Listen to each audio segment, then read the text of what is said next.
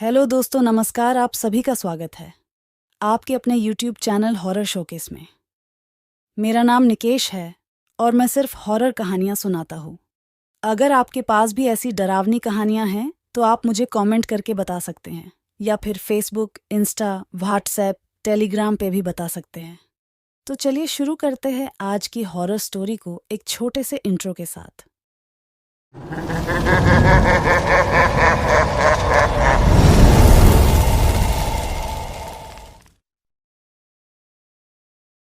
कुमाऊं के घने जंगलों में एक छोटा सा गांव बसा हुआ था जिसे मैकला कहते थे। ये गांव अपनी खूबसूरती के लिए मशहूर था, लेकिन इसकी खूबसूरती के पीछे एक भयानक रहस्य छिपा हुआ था। कहा जाता था कि रात के समय पहाड़ों से अजीब सी आवाजें गूंजती थीं। ये आवाजें कभी चीखों जैसी लगती तो कभी किसी के तड़पने की तरह। गांव के बुजुर्गों का कहना था कि ये आवाजें उन लोगों की आत्माओं की हैं जो सालों पहले पहाड़ों में खो गए थे। अंजना एक निडर फोटोग्राफर थी। उसे रहस्य सुलझाने का शौक था। उसने मैकला गांव के बारे में सुना और उसने फैसला किया कि वह वहां जाकर इन अजीब आवाजों का राज खोलने की कोशिश करेगी। एक शाम अंजना मैकला गांव पहुंची। गांव सुनसान था। लोग अपने घरों में दुबके हुए थे। अंजना ने एक बूढ़ी महिला को देखा जो कुएं से पानी भर रही थी। अंजना उसके पास गई और पूछा, आंटी, गांव में इतनी सन्नाटा क्यों है? बूढ़ी महिला ने उसे गौर से देखा और कहा, बेटी, रात हो गई है, जल्दी से किसी घर में शरण ले लो। पहाड़ों से आने वाली आवाजें अभी शुरू ही होंगी। अंजना को महिला की बात पर यकीन नहीं हुआ।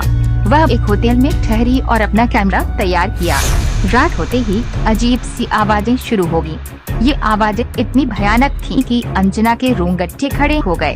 वह अपने कमरे की खिड़की के पास गई और बाहर झांका। दूर पहाड़ों में उसे एक लाल सी रोशनी दिखाई दी। रोशनी धीरे धीरे बढ़ रही थी और उसके साथ साथ आवाजें तेज होती जा रही थीं। अंजना ने अपना कैमरा उठाया और उस रोशनी की फोटो लेने की कोशिश की। जैसे ही उसने फोटो ली, रोशनी अचानक गायब हो गई और आवाजें भी बंद हो गईं। अगली सुबह अंजना उस बूढ़ी महिला के पास वापस गई। उसने उसे रात को देखी गई लाल रोशनी के बारे में बताया। बूढ़ी महिला का चेहरा डर से सफेद पड़ गया। उसने बताया कि वह लाल रोशनी एक चुड़ैल की आग है जो पहाड़ों में रहती है। कहते हैं सालों पहले गांव में एक अकाल पड़ा था। गांव के मुखिया ने अपने खेतों में पानी रोक लिया था, जिससे दूसरों के खेत सूख गए थे। गुस्से में ग्रामीणों ने मुखिया को मार डाला और उसकी पत्नी, जो एक तांत्रिक थी, गायब हो गई। लोग मानते हैं कि वही तांत्रिक अब चुड़ैल बनकर पहाड़ों में रहती है और रात के समय गांव का बदला लेती है। अंजना को ये कहानी बचकानी लगी। वह एक तार्किक दिमाग की इंसान थी और उसे भूत प्रेतों में यकीन नहीं था। उसने फैसला किया कि वह पहाड़ों में जाएगी और उस लाल रोशनी का राज खुद ही सुलझाएगी। गांव के कुछ युवक उसे रोकने की कोशिश की, लेकिन अंजना नहीं मानी। उसने एक गाइड सुरेश को हायर किया और अगले दिन सुबह ही पहाड़ों की चढ़ाई शुरू कर दी। पहाड़ों का रास्ता कठिन और खतरनाक था। घने जंगल और ऊंची चट्टानें उनके रास्ते में रोड़े अटका रही थीं। दोपहर होते होते वे एक सुनसान घाटी में पहुँचे। घाटी में एक अजीब सी सन्नाटा थी। कोई पंछी नहीं चहक रहा था और कोई कीड़ा भी नहीं मचल रहा था। अचानक अंजना को एक टूटा हुआ मंदिर दिखाई दिया। मंदिर के सामने एक बड़ा सा पेड़ था जिसकी जड़ें जमीन से बाहर निकली हुई थी। पेड़ की टहनियों पर कौवे बैठे हुए थे और कांव कांव कर रहे थे। सुरेश ने डरते हुए कहा, मुझे यहाँ अच्छा नहीं लग रहा है, चलो वापस लौटते हैं। पर अंजना जिद्दी थी।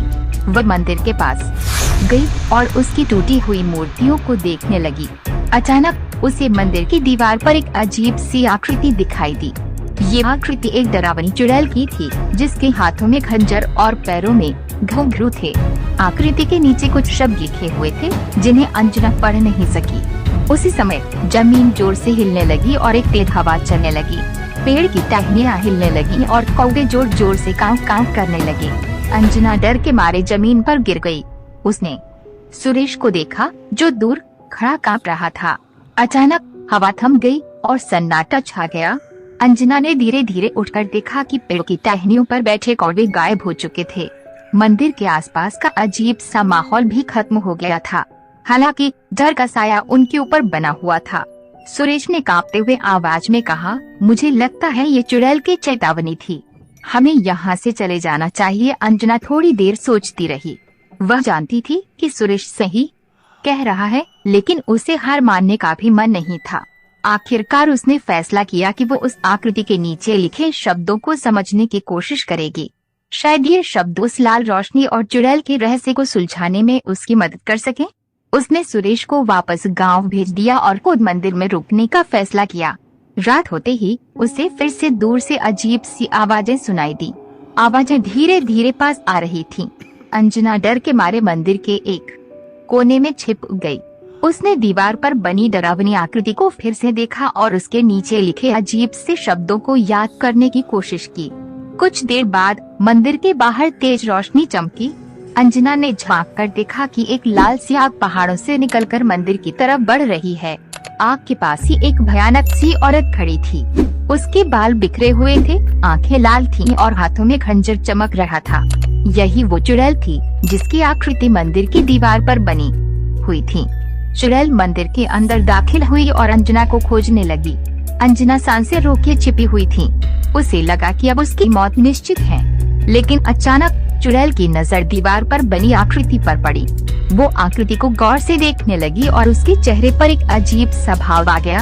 कुछ देर बाद चुड़ैल ने दीवार पर लिखे शब्दों को छूना शुरू कर दिया। जैसे ही उसने शब्दों को छुआ, दीवार पर से एक तेज रोशनी निकली और चुड़ैल उस रोशनी में घिरी हुई चिल्लाने लगी। चुड़ैल की चीखें इतनी भयानक थीं कि मानो पहाड़ भी कांप उठे। कुछ ही सेकंड में रोशनी गायब हो गई और चुड़ैल भी उसके साथ गायब हो गई। मंदिर में फिर से सन्नाटा छा गया। अंजना धीरे धीरे अपने छिपने के स्थान से बाहर निकली। वह थक चुकी थी और डर के मारे उसके पूरे शरीर में दर्द हो रहा था, लेकिन उसके मन में एक जिज्ञासा भी थी। वो जानना चाहती थी कि दीवार पर लिखे शब्द क्या थे और उनका चुड़ैल से क्या संबंध था। अगली सुबह अंजना ने गांव के सबसे बुजुर्ग व्यक्ति पंडित जी से मुलाकात की। उसने उन्हें मंदिर की दीवार पर लिखे शब्दों के बारे में बताया। पंडित जी ने उन शब्दों को पढ़ा और बताया कि वे किसी प्राचीन भाषा में लिखे हुए हैं। उनके अर्थ मुझे शांति दो थे। पंडित जी ने अंजना को बताया कि सालों पहले गांव के मुखिया की पत्नी, जो एक तांत्रिक थी, इसी मंदिर में रहती थी। गांव वालों ने मुखिया को मार डाला था, जिसके बाद वो तांत्रिक गायब हो गई थी। पंडित जी का मानना था कि वो तांत्रिक ही चुड़ैल बन गई थी और उसकी आत्मा को शांति नहीं मिली थी। दीवार पर लिखे शब्द उसी आत्मा की चीख थे जो गांव वालों से शांति की गुहार लगा रही थी। अंजना को अचानक सब समझ में आ गया। उसने सुरेश को वापस बुलाया और गांव वालों को इकट्ठा किया।